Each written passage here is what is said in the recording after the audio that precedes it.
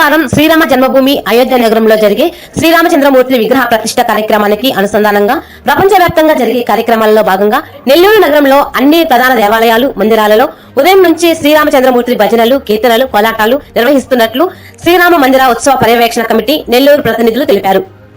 శనివారం స్థానిక టీవీఎస్ కళ్యాణ సదస్సునందు జరిగిన విలేకరుల సమావేశంలో అధ్యక్షులు మోదం మల్లికార్జునరావు, నెల్లూరు నగర కార్యక్రమ పర్యవేక్షకులు పి సురేందర్ రెడ్డి, విహెచ్పి విభాగ కార్యదర్శి ఏవీఆర్ మోహన్ రావు, ఆర్ఎస్ఎస్ ప్రముఖులు కొండపల్లి శ్రీకాంత్, బీజేపీ జిల్లా అధ్యక్షులు శివవంశీధర్ రెడ్డిలు మాట్లాడుతూ 5 శతాబ్దాల తర్వాత శ్రీరామ జన్మభూమి అయోధ్యలో బాలరాముని నూతన విగ్రహ ప్రతిష్ఠ కార్యక్రమం జనవరి 22వ తేదీ సోమవారం మధ్యాహ్నం 12:30 గంటలకు జరుగుతుందని, ఈ సందర్భంగా ప్రతి దేవాలయం మరియు మందిరాలలో ప్రత్యేక పండుగ శోభతో భజనలు, కీర్తనలు, కోలాటాలతో ఉదయం నుంచే కార్యక్రమాలు, ప్రత్యేక అభిషేకములు, పూజలు, విష్ణు సహస్రనామ పారాయణం, హనుమాన్ చాలీసా, సుందరాకాండ, రామరక్షక స్తోత్రం సామూహికంగా పారాయణం నిర్వహిస్తున్నట్లు తెలిపారు. ఈ కార్యక్రమంలో శివాజీ సెంటర్ నిర్వాహకులు బిఎస్ రంగరాజన్, పేటేటి భాస్కర్, హర్షవర్ధన్, శివకుమార్, డిటి హరికృష్ణ, యశ్వంత్ సింగ్, పలువురు శ్రీరామ భక్తులు పాల్గొన్నారు.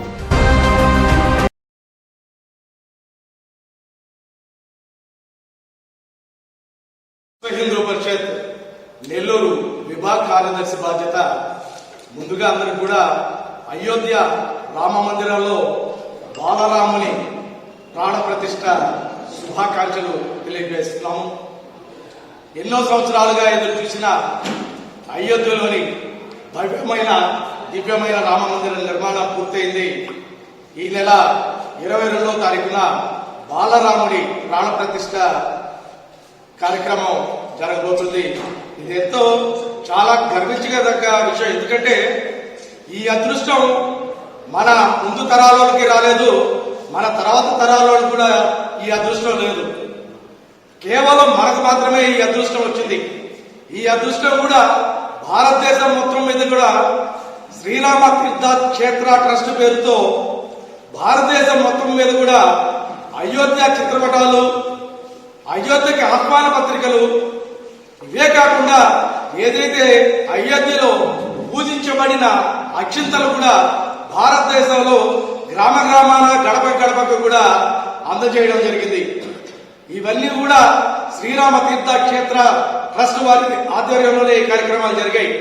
ఇదే విధంగా వారిచ్చిన పిలుపు మేరకు మన నెల్లూరు నగరంలో ప్రతి దేవాలయంలో కూడా, అది వైష్ణవ దేవాలయమా, శైవ దేవాలయమా, లేకపోతే గ్రామ దేవత దేవాలయమా అనే భేదాలు లేకుండా ప్రతి దేవాలయంలో కూడా 22వ తారీఖున భజన కార్యక్రమం, పూజా కార్యక్రమం, తదితర కార్యక్రమాలన్నీ కూడా నిర్వహించాలని చెప్పి మేము తలచాము. నిన్ననే మన అసిస్టెంట్ కమిషనర్ గారిని కూడా కలిసాం. వారు కూడా అందరి ఈవోలకి, అన్ని దేవాలయాలకు కూడా వారు ఉత్తర్వులు జారీ చేయడం జరిగింది. ఎందుకంటే సాధారణంగా మన దేవాలయాల్లో ఆచారం ఉంది, కానీ మనకు అయోధ్యలో 12:20 నుంచి 12:49 దాకా ప్రాణ ప్రతిష్ఠ కార్యక్రమం జరుగుతుంది. కాబట్టి ఆ కార్యక్రమం అయ్యేంత వరకు కూడా ఆ దేవాలయాల్లో పూజా కార్యక్రమాలు, భజన కార్యక్రమాలు జరగాలనే ఉద్దేశంతో మనం అసిస్టెంట్ కమిషనర్ గారిని కలవడం జరిగింది. వారు దానికి సమ్మతి తెలిపి ఆ ఉత్తర్వులు కూడా జారీ చేశారు. ఈ నెల్లూరులో ఇటువంటి మహత్తరమైన కార్యక్రమం చేయాలని దీనికి ఒక సమితి, ఒక కమిటీ ఏర్పాటు చేయడం జరిగింది. శ్రీరామ మందిర ఉత్సవ పర్యవేక్షణ కమిటీ. దీనికి అధ్యక్షులుగా మన మల్లికార్జున గారు ఉంటారు. వారి సహాయకులుగా మిగతా వాళ్ళందరూ కూడా ఈ కార్యక్రమంలో భాగస్వాములు అవుతాం.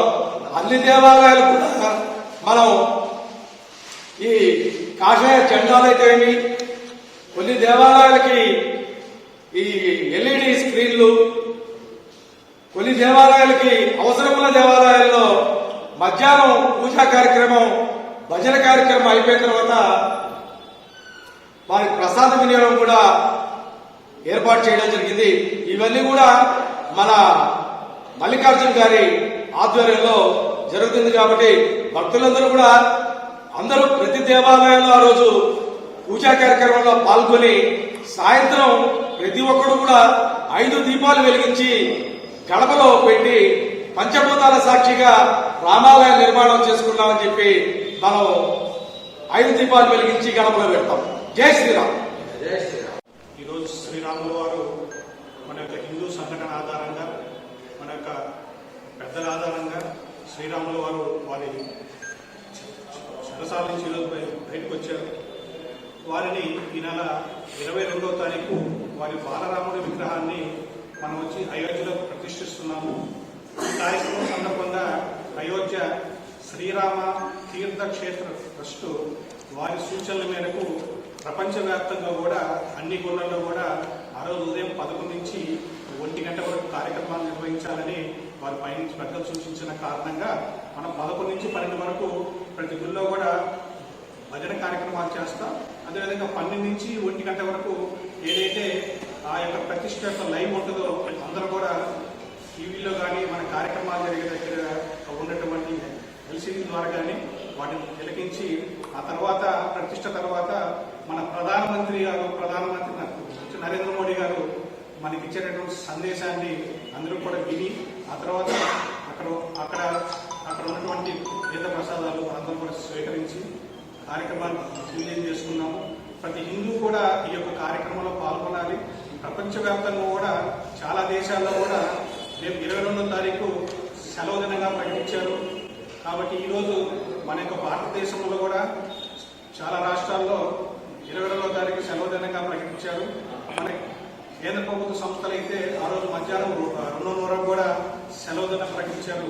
కాబట్టి ఇంత పెద్ద కార్యక్రమం 5 సంవత్సరాల తర్వాత శ్రీరాముల కార్యక్రమం జరుగుతుంది. కాబట్టి అయోధ్యలో మన యొక్క రాష్ట్ర ప్రభుత్వం కూడా రేపు 22వ తారీఖు సెలవు దినంగా ప్రకటించి ప్రతి హిందువు కూడా భారతదేశంలో ప్రతి వ్యక్తి కూడా కార్యక్రమంలో పాల్గొనే అవకాశం కల్పించాలని చెప్పి ఈ యొక్క పత్రిక కూడా మేము తెలియజేసాం.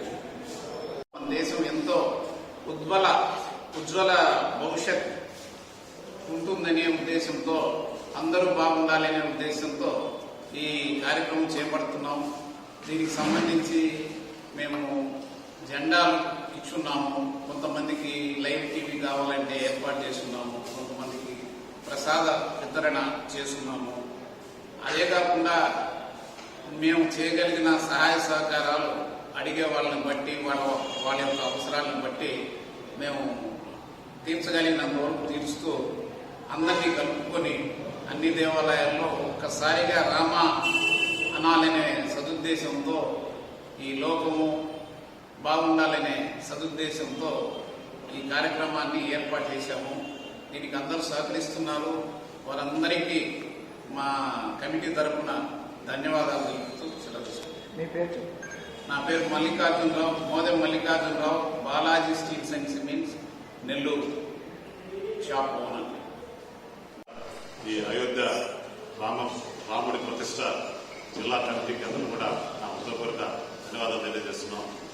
ఈరోజు ప్రతి హిందువు కూడా ఏదైతే అయోధ్యలో రాముడి గురి నిర్మాణం కోసం ఎదురు చూస్తున్నటువంటి రోజు తొందరలో గంటల్లో ముందుకు రాబోయే పరిస్థితి ఏర్పడింది.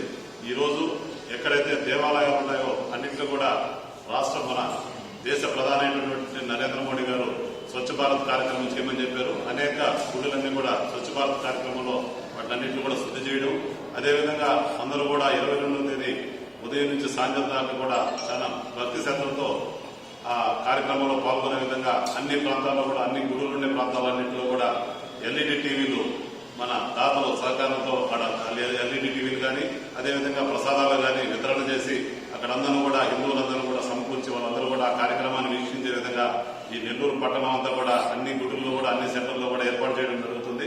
అదేవిధంగా ఏదైతే మనం ఆ రోజు మన ఇంటి వద్ద కూడా దీపాలు పెట్టి, దీపాల ద్వారా ఏంటంటే మన దీపావళి పండుగ మళ్ళీ జనవరి 22వ తేదీ దీపావళి పండుగ ఏ విధంగా చేసుకుంటామో ఆ విధంగా చేసుకోమని చెప్పి మన దేశ ప్రధానమంత్రి మనకు పిలుపుకోవడం జరిగింది. ఆ విధంగా మనందరం కూడా ఆ కార్యక్రమాన్ని హిందువులందరూ కూడా ఆ విధంగా చేసుకుంటారని చెప్పి ఆశిస్తున్నాం. ఏదైతే 5 దీపాలు పెట్టమన్నారో ఆ 5 దీపాలు ఏంటంటే దేవుడు మన ఇంట్లో ఏదైతే దేవుడు ఉంటుందో దాంట్లో 2 దీపాలు, అదేవిధంగా మన వాకిటి ముందు 2 దీపాలు, ఇంకొక దీపం ఏంటంటే మన తులసి మాత ఏదైతే తులసి చెట్టు ఉంటుందో మన హిందువులందరూ కూడా తులసి మాతను పూజిస్తాం కాబట్టి అందరూ కూడా ఆ దీపాన్ని 5వ దీపాన్ని ఏంటంటే తులసి మాత వద్ద ఉంచి మనందరం కూడా ఈ అయోధ్య బాలరాముడి విగ్రహ ప్రతిష్ఠ రోజు మనందరం కూడా పండుగ వాతావరణంలో పండుగ చేసుకోవాలని చెప్పి కోరుకుంటూ ఈ నెల్లూరు జిల్లాలో ఉన్నటువంటి హిందూ సోదరులు, అదేవిధంగా ముస్లింలు కానీ క్రిస్టియన్లు కానీ అందరూ కూడా ఇది ఒక పండుగలాగా పండుగ వాతావరణంలో చేసుకోవాలని చెప్పి కోరుకుంటూ ఈ అవకాశం ఇచ్చినటువంటి మన ఈ కమిటీకి ఏదైతే రామ ప్రతిష్ట నిర్వాహక కమిటీ ఏదైతే మన నెల్లూరుకు సంబంధించిన కమిటీ ఉందో వాళ్ళందరూ కూడా ధన్యవాదాలు తెలియజేస్తున్నారు.